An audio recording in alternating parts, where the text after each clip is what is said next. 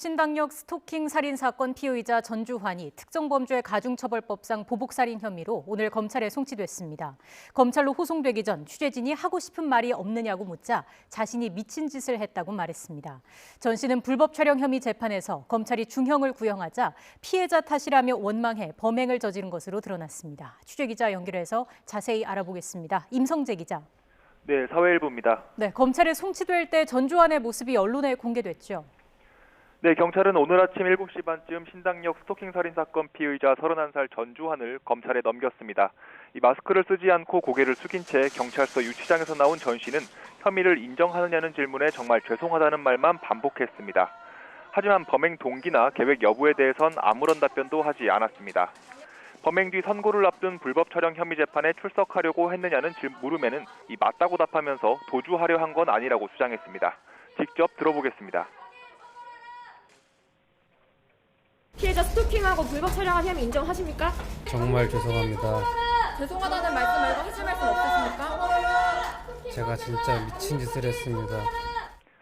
전 씨는 또 범행 전 자신의 예금 1,700만 원을 뽑으려고 한 건 부모님에게 드리려고 한 거라고 말했습니다. 전 씨는 지난 14일 밤 9시쯤 서울 지하철 신당역 여자화장실에서 과거 직장 동료이자 스토킹 대상이었던 20대 여성 피해자를 뒤따라가 미리 준비한 흉기로 숨지게 한 혐의로 구속됐습니다. 네, 수사 과정에서 계획범죄 정황이 속속 드러났는데 경찰이 전주환을 검찰로 넘기면서 어떤 혐의를 적용했습니까? 전주환에겐 특정범죄 가중처벌법상 보복살인 혐의가 적용됐습니다. 경찰은 전 씨가 사전에 범행을 계획했다는 데 무게를 두고 수사를 진행해 왔는데요. 이 조사 결과 전 씨는 한 달 전쯤부터 범행을 계획한 거로 드러났습니다. 지난달 18일 전 씨는 피해자를 협박하고 스토킹한 혐의로 기소된 재판에서 징역 9년을 구형받았는데요. 범행 다음 날인 선고 공판 때까지 피해자와 합의가 안 되면 중형을 선고받게 돼 원망에 사무쳐서 범행을 저질렀다고 진술했습니다. 이 과정에서 전 씨는 피해자의 옛 주거지를 모두 5차례 찾았습니다. 지난 5일과 9일, 범행 전날인 13일과 당일인 14일엔 2번 등 4일에 걸쳐 5차례 방문한 겁니다. 당시 가방 속에는 범행 당시 흔적을 남기지 않기 위해 사용된 거로 의심되는 샤워캡과 장갑 등이 있던 것으로 조사됐습니다.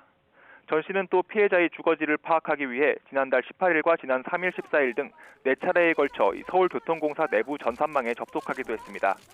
이미 직위 해제된 상태에서 피해자에 대한 정보를 캐내기 위해 신분을 속인 거로 조사됐습니다. 사건을 넘겨받은 검찰은 검사 4명으로 구성된 전담 수사팀을 꾸려 보강 수사와 함께 피해자 유가족 지원에도 만전을 기해야겠다고 강조했습니다. 지금까지 사회일부에서 전해드렸습니다.